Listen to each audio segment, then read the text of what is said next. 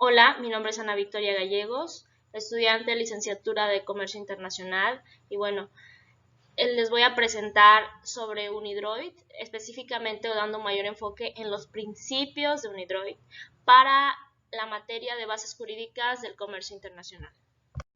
Primeramente me gustaría empezar especificando o mencionando qué significa Unidroid.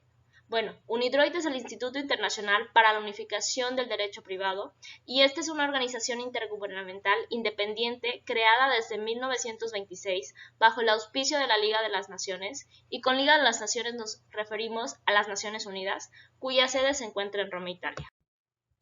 ¿Pero por qué se creó Unidroid? Bueno, Unidroid se creó con el objetivo de promover la armonización y unificación del derecho privado a nivel internacional, así como de estudiar las necesidades y métodos para modernizar y coordinar el derecho internacional entre los estados por medio de formulación de instrumentos de derecho uniforme, principios y normas para alcanzar todos los objetivos que éste se propone. Y bueno, como todo ente, tiene funciones. En este caso, el instituto participa activamente en dos campos de actividades principalmente.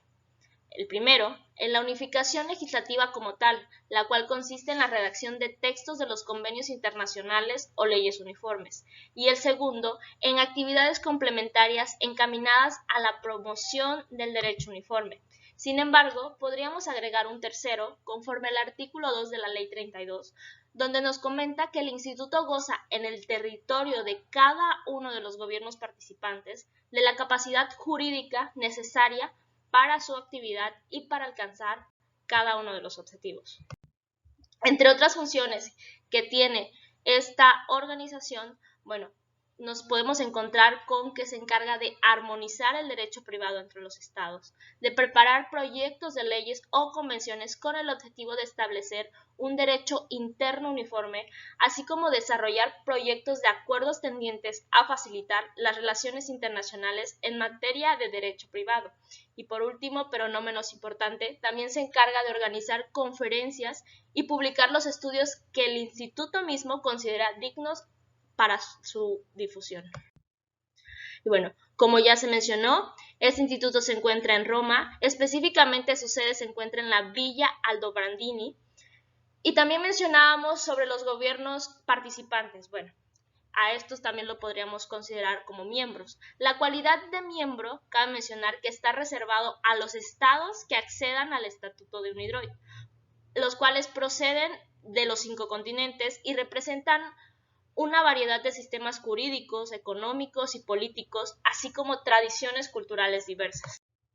Actualmente, Unidroid cuenta con 64 estados miembros, entre ellos podemos ubicar a Alemania, China, a Canadá, Brasil, Dinamarca, España, México, por supuesto, Estados Unidos, Irán, Japón, Francia, Luxemburgo, Portugal, Reino Unido, Nigeria, Colombia, Turquía, entre muchos otros. Pero bueno, como lo mencionaba en un inicio, daré un mayor enfoque a los principios de Unidroid. Siendo así, en 1994 el Instituto de Roma publicó un instrumento armonizador sobre el tema de los contratos comerciales en el ámbito internacional denominado Los Principios de Unidroid sobre los contratos internacionales comerciales.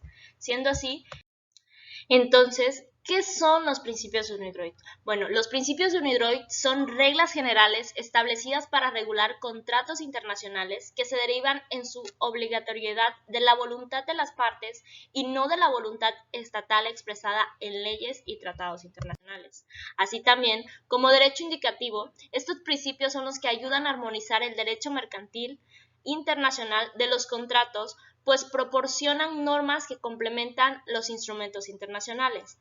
Lo que es más importante justo en la práctica privada, pues ofrecen un régimen contractual neutro de que las partes puedan elegir, ya sea mediante la incorporación en sus contratos, en su totalidad o en parte, o mediante la elección directa de los principios Unidroid. Así pues, por lo tanto, los principios Unidroid es lo que se suele definir en el derecho internacional como el soft law, es decir, instrumentos cuasi legales que por sí mismos no tienen ningún carácter vinculante a nivel jurídico, por carecer justamente de un rango normativo, ya que las instituciones que los crean no tienen poder legislativo. Pero bueno, Continuemos. Entonces, hablando ya de manera más profunda, ¿cuál sería la utilidad de estos principios? Bueno, su utilidad radica en que son una serie de principios reconocidos por una serie de especialistas en la materia como habituales en la práctica diaria del comercio internacional, siendo por tanto principios, usos y maneras del comercio internacional que mayormente se conoce como lex mercatoria. En otras palabras, la lex mercatoria puede entenderse como una figura conformada por un conjunto de herramientas destinadas a ser aplicadas en el derecho comercial internacional con el propósito de regular justamente el comercio internacional y todos los contratos que derivan de este, como el contrato de compra-venta internacional de mercaderías. Continuando con esto, es importante mencionar cómo se funda o cómo se crea, cuáles fueron los antecedentes de estos principios. Bueno, entonces cabe mencionar que los principios de UNIDROIT se publicaron por primera vez en 1994 con ediciones actualmente ampliadas ya en 2004, 2010 y la más reciente en 2016, incluidas las cuestiones relacionadas con los contratos a largo plazo. Estos son establecidos con una mentalidad internacional, pues abordan muchas cuestiones en las que los legisladores nacionales no se concentran, como lo es la compensación de divisas o las dificultades. Los profesionales que utilizan los principios los describen como una herramienta de última generación que resulta particularmente útil cuando las partes de diferentes sistemas jurídicos desean llegar a un acuerdo sobre un régimen contractual neutral. Las redes internacionales, por su parte, de bufetes de abogados, tienen un número creciente de comités que se concentran justamente en promover el uso de estos principios ya mencionados. Pero bueno, cabe mencionar también que fueron ratificados por su Consejo en representación de los ya 64 gobiernos mencionados de los Estados miembros. Y estos principios entonces se dividen en 11 capítulos que a su vez se dividen en 211 artículos o reglas, que a continuación vamos a ver. Bueno, de manera general, en el primer capítulo, denominado Disposiciones legales, podemos encontrar la libertad de contratación, carácter vinculante de los contratos, la exclusión y modificación de principios y la buena fe y lealtad de los contratos. En el segundo capítulo podemos encontrar la formación y el apoderamiento de representantes, donde a su vez podemos encontrar de manera más específica oferta y aceptación, contratos abiertos, los representantes obviamente que intervienen en estos contratos, los conflictos de intereses que pueden llegar a existir y la extinción del poder. En el capítulo 3, también denominado validez, podemos encontrar las causales de la cancelación que por algún u otro motivo pues se da en cuanto a contratos refiere, así como cuando llega a pasar ilicitud o la restitución de los ya mencionados. Dentro del capítulo 4, también denominado interpretación, podemos encontrar la intención de las partes, declaraciones y otros actos, interpretación de la sistemática del contrato, discrepancias lingüísticas, integración del contrato. Dentro del capítulo 5 podemos encontrar todo lo referente sobre la estipulación a favores de terceros, es decir, las obligaciones condicionales, los beneficiarios, exclusión y limitación, la revocación, renuncia y restitución.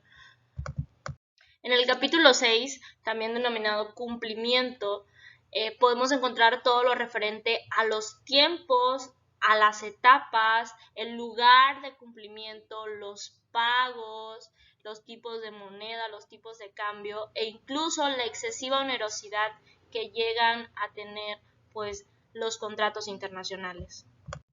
Por su parte, en el capítulo 7 o también denominado incumplimiento, podemos encontrar de manera más específica las interferencias de las contrapartes, la suspensión del cumplimiento, el periodo suplementario para el cumplimiento, las cláusulas de exoneración, el derecho a reclamar el pago, resolución por incumplimiento, resarcimiento. Ahora sí que todo lo referente a cuando no se lleva a cabo como tal el contrato internacional. En el capítulo 8, por su parte, o también denominado compensación, pues vamos a encontrar justamente todo lo referente a la compensación de deudas, a la notificación cuando se dé una compensación, al contenido que debe de tener esta notificación y todos los causales de la compensación ya mencionada. Bueno, dentro del capítulo 9 vamos a encontrar todo lo abordado a la cesión de crédito, transferencia de obligaciones y cesión de contrato. De manera más específica podemos encontrar las exclusiones que estos van a tener, posibilidad de ceder créditos no dinerarios, la cesión parcial o incluso de créditos futuros, la cesión del mismo contrato y las transferencias monetarias. En cuanto al capítulo 10 refiere, aborda todo lo de la prescripción, es decir, el periodo de prescripción, la prescripción por reconocimiento, modificación de los periodos de prescripción por cada una de las partes y los efectos del vencimiento de cada uno de los periodos de esta prescripción. Y por último, pero no menos importante, el capítulo 11, que aborda todo sobre la pluralidad de acreedores y deudores, es decir, la presunción de solidaridad, los derechos del acreedor frente a deudores solidarios, excepciones y compensaciones, efectos de remisión, efectos de los créditos solidarios, así como las excepciones frente a los acreedores solidarios. Y pues prácticamente estos han sido los 11 capítulos en donde se abordan todos los principios de UniDroit. Y bueno, a manera de complementación, podemos entonces entender que ¿cuáles son los propósitos de los principios? Bueno, estos principios, desde luego, establecen reglas generales aplicables a los contratos mercantiles internacionales, así como que estos deben aplicarse cuando las partes hayan acordado que su contrato se debe regir por estos principios, deben aplicarse también cuando las partes hayan acordado que su contrato se rija por principios generales de derecho, la lex mercatoria o expresiones semejantes, también cuando pueden aplicarse las partes y no han escogido el derecho aplicable al contrato, pueden ser utilizados para interpretar o complementar instrumentos internacionales de derecho uniforme, así como pueden utilizarse para interpretar o complementar el derecho nacional. Y por último, sirven como modelo para los legisladores nacionales o internacionales.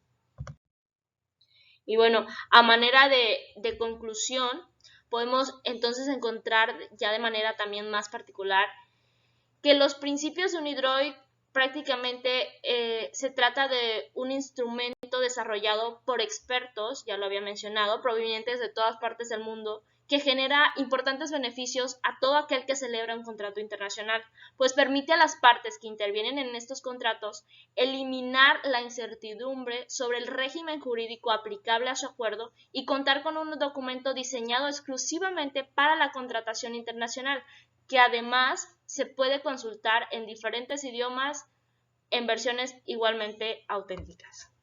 Y pues esto ha sido todo. Muchas gracias por su atención.